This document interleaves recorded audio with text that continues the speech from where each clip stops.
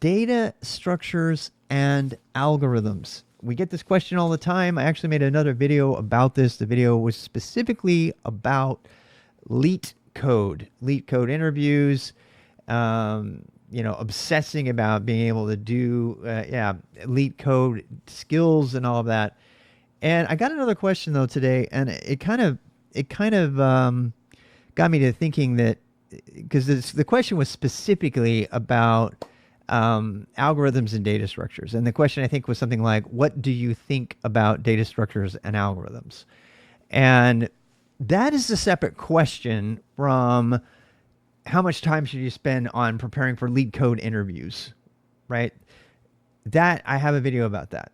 And I think it's important that I make this video because I don't want anybody to misunderstand.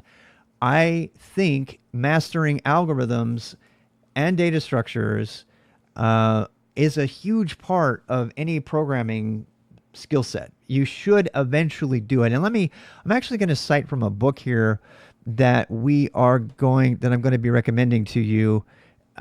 This is Kyle Loudon from Mastering Algorithms in C, my favorite book, which I'll talk about more in a bit. And he says here at the bottom, after talking about this pegboard game that he used to play with his sister, he says, often people deal with information in fairly loose forms, such as pegs on a board, notes in a notebook, or drawings in a portfolio. However, to process information with a computer, the information needs to be more formally organized. In addition, it is helpful to have a precise plan for exactly what to do with the information. Data structures and algorithms help us with this. Simply stated, they help us develop programs that are, in a word, elegant. As developers of software, it is important to remember that we must be more than just proficient with programming languages and development tools. Developing elegant software is a matter of craftsmanship. A good understanding of data structures and algorithms is important to becoming becoming such a craftsman. And I regularly refer to programming as an art form. It's not really. I'm married to an artist, but craftsmanship, yes, right? And if you want to take your coding to the next level, you kind of need to understand how to organize that information. Does that mean you need to memorize a bunch of stuff and be able to perform leak code interviews faster than anybody else? I don't think so. I do think it does mean that you should understand as many forms of organizing data as possible and traversing the data. And a lot of people would argue that's the same thing as leak code. I don't agree. I do think that some of the algorithms and the ways of thinking are encouraged through leak code, but I think that the general idea of knowing how to structure a problem and then come at it is a big part of that. I did CS 101. Actually, the Prime Agent recently did a video about Pascal. He was reviewing an older document, and I was laughing during the whole thing because I actually was forced to learn Pascal in CS 101 before I changed my major to Russian. And I just remember the distinction between a function and a procedure, which if you don't know the distinction can get you into trouble. And that's not necessarily an algorithm or a data structure, but it is a bit of information that could help you. And you'll have to watch another video to understand the difference between the two if you don't know. But it's kind of in line with this idea that data structures and algorithms make you a better programmer, right? And so eventually you should have them. It doesn't mean that you need to add them right now and use them to get past, the gatekeeping interview that's keeping you out of the software engineering job that you want, unless you're going for a very high level software engineering. I don't like that term at all. I have another video on that. If you're going for that kind of thing, then yeah, you should really be able to build every single data structure from scratch. And maybe if that's your thing, but I would suggest that is not necessary for most people. And that's why I don't talk about this stuff. I don't have this required in the boost. This is an extra video that talks about what I think about algorithms specifically and data structures. So algorithms, data structures are things. So having said all that, they do have value. So how do you go about learning them? What's the best way? And as with everything, I have lots of videos on this. I think the best way to learn it is to build something that you need that uses it. Now this gets, sometimes you might need to have some sort of, memorable mini project that just does the one thing that you need to learn, like linked lists or something. But there's a good chance you're not going to remember it as well if you do that. In fact, when I was the way that I got into rooted node trees, wasn't until several years recently that I got into it because I wanted to make my own parsing language. I wanted to transpile Markdown into something else. And in order to do that, I had to understand what a node tree was and how every one of those words constitutes, essentially a node in the list, and how do you go through them all. Then I had a very immediate need to do that. I wanted to be able to process all that, and it turns out that personal desire to figure out how to do that informed later the work that was a work requirement to traverse all of the data points in a YAML tree in a way that would reliably, and I made videos about this, that would reliably change the key value pairs, such as like for every key of tag, no matter where it is in the entire tree, change its value to this. Say, for example, you want to change from docker.io to your own internal, harbor, changing the value of all of the tags, including, that was a very real world need, and it required that I traverse the rooted node tree, and I was able to do that because I had spent time trying to learn how to do rooted node trees in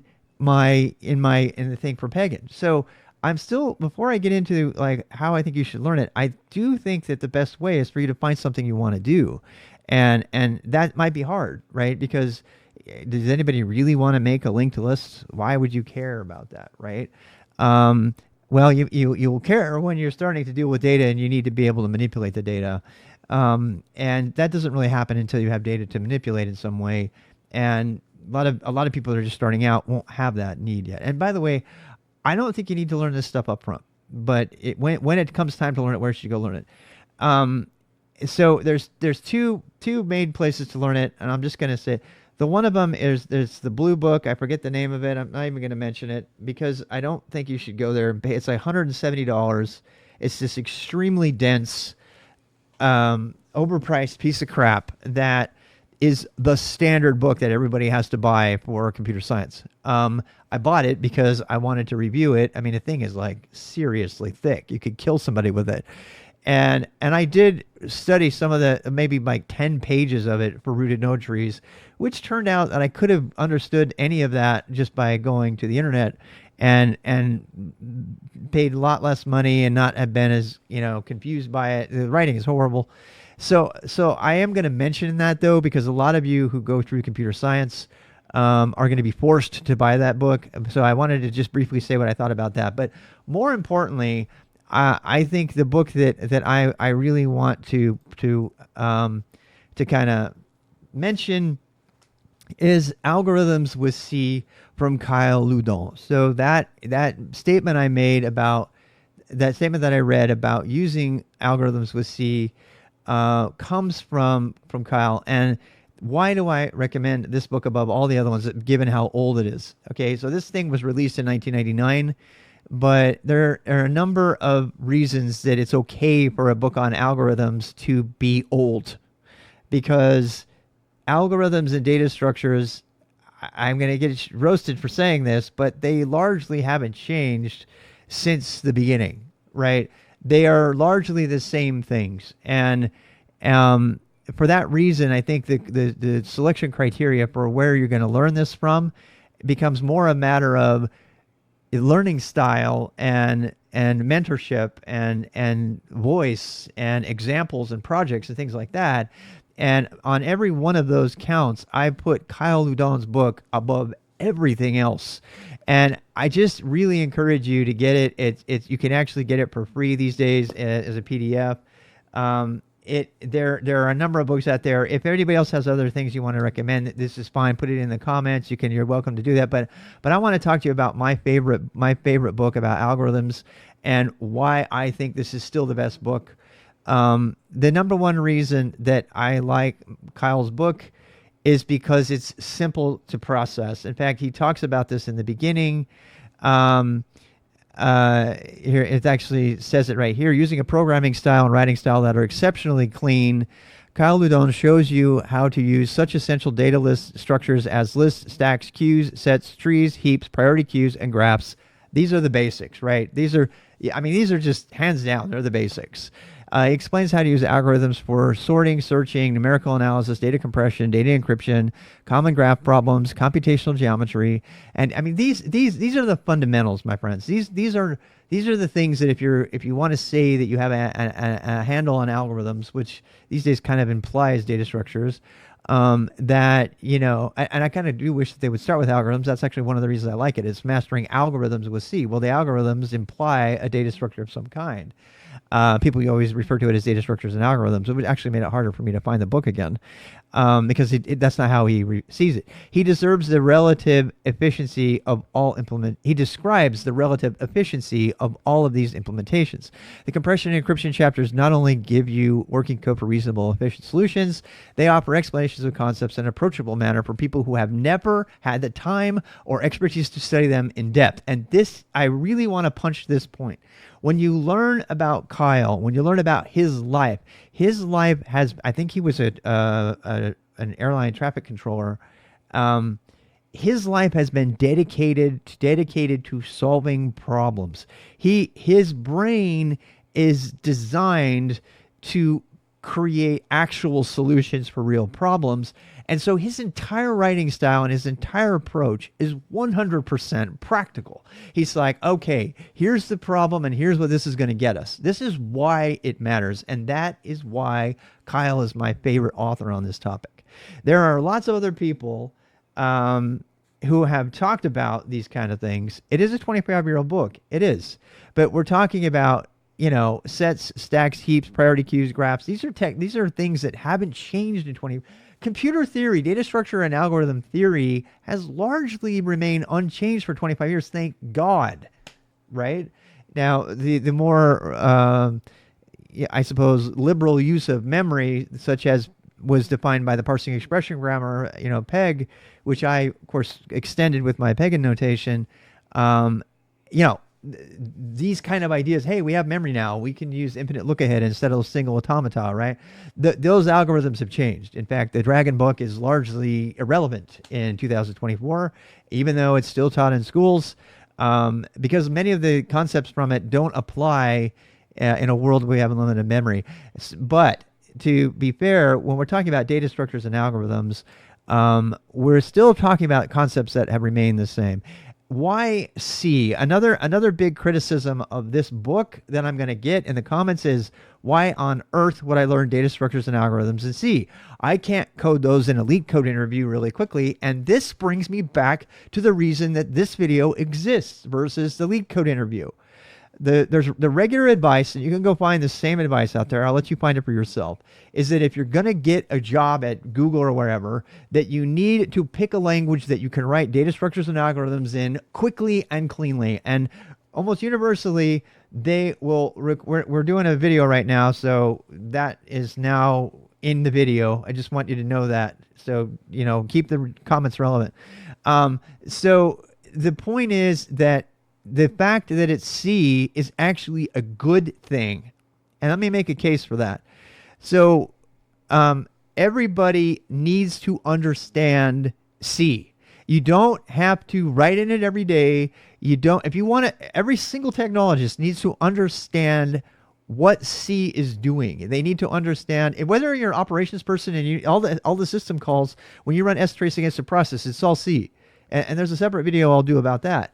So the fact that this algorithms in C, mastering algorithms in C, is actually a good thing, because it might be old C, it doesn't matter, because it's helping you understand C from the perspective of a time when data structures and algorithms were not codified behind standardized libraries in other languages like Go and Rust and modern C and CLang and everything, and NIM and all of Zig and everything. So, I mean, you can make the argument really solidly today that nobody really has to understand all the data structures and algorithms to get a job, because most of the coding tasks are about connecting the dots. They're not about creating elegant algorithms, unless you're a real pure software engineer. Most of the coding stuff is writing APIs and plugging things together. It's CRUD, create, replace, update, delete, that kind of stuff. That's the day-to-day bread and butter kind of work that has to be done with coding. And there are a lot, and Mika, I believe, from Facebook, in a really ancient video from code.org, said the very same thing. Most of the common daily tasks that need to be done in programming, and high-paying jobs even, do not require a deep level of understanding for mastering, algorithms in C. But if and when you do need to learn C, one of the best ways to learn C is to implement, to repeat TJ Holowaychuk, a very famous developer, redoing something that's already been done to see if you can do it better, right? Well, anytime you use a key value hash in Go or any other language, you're using the underlying code you're using some sort of hashing algorithm that is looking at the content of that key value pair up. It's every single language has implemented it differently.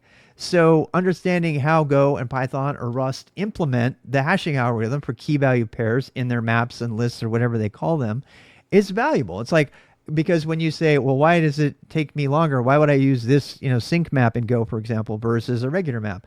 Because the method of looking it up, it's also, you might understand why originally there was a debate about whether Go maps were even safe for concurrency, because the lookup algorithm sometimes will cache the last most frequently, looked up key, and give it first because it's the most frequent one, and that in turn that requires writing temporary cache to memory in order to make the next queries faster. That entire thing I just described is an algorithm. That's an algorithm that uses a very internal data structure. And how does that data structure get implemented?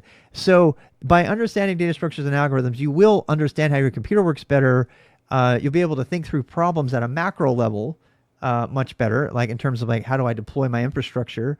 Do I use one of these data structures in a sort of a macro meta, way? Or do I, so it does help you to learn how to think and all that. But I would make the argument that learning it in C is perhaps probably the most valuable thing you can do.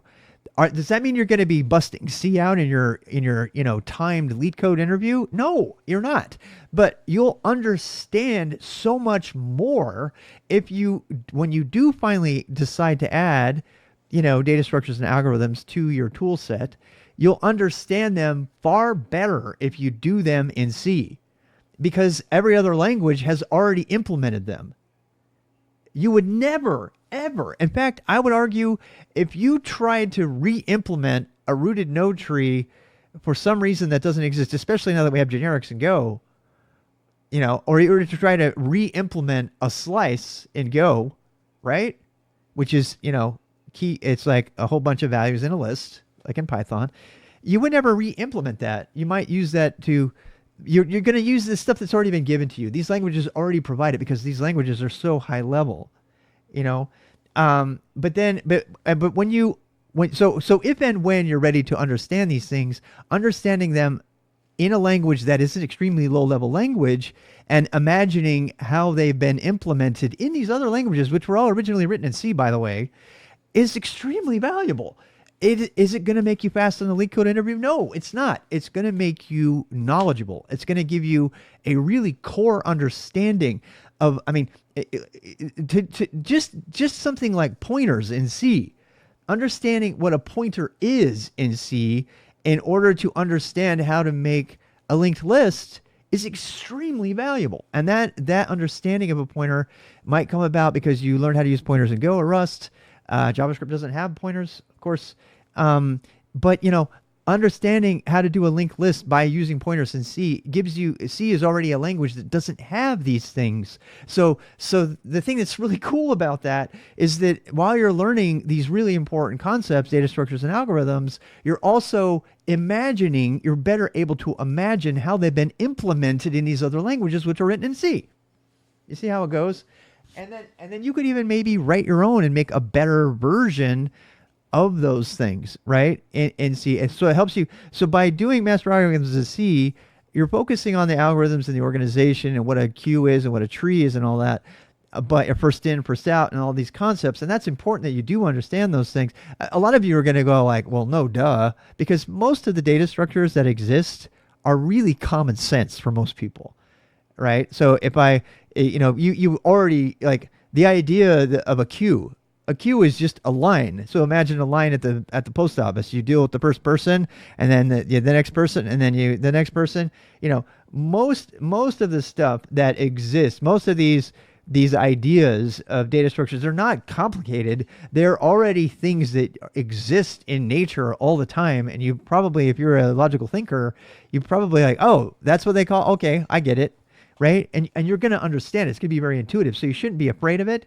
And neither should you be afraid of C. And if there's one author, and I keep going on and on about this, but if there's one author who really makes this entire topic totally practical and totally approachable and downright fun, lots of stories and experiences from the real world, as well as really solid examples of how this is actually implemented in these languages in C.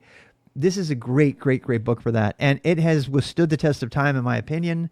And it gives you a tremendous ability to be productive right out of the gate. So I recommend strongly that you go for Kyle Loudon's book. And we'll let the thumbnail be here. I'm going to try to, maybe I can zoom in on this. So, and as I mentioned, because it is so old, it is obviously it's available out there for you to get in other ways. Go watch my video about whether you should pay for books or not. That's up to you, but I think you should probably consider it. I will end this video by saying that I personally am not going to do anything with algorithms C as a part of the beginner boost, and it won't be until all the boost is completely done before I even consider working through algorithms in C with the group. But you're welcome to go do that on your own. And somebody asked, is it valuable to learn it? And the answer is yes, just not first. I think people, and I talk about it in the Late Code interview, definitely put this in your list of things that you eventually want to master and learn, but don't waste too much time with this now, especially if you're trying to get through the beginner boost or something like that to get a job. I truly believe that it's more important for you to have a body of work of you doing things, and even a lab where you've set up systems and created your own APIs and things that are doing things that you will like and want to show off, more than saying, I've got X and such score on Lead Code interview. If you want to go that route, that's totally up to you, and that's fine. I just think for most people, that's a waste of time, and that's all in another video. But when the time comes for you to truly understand this stuff, go with Kyle and see what you think.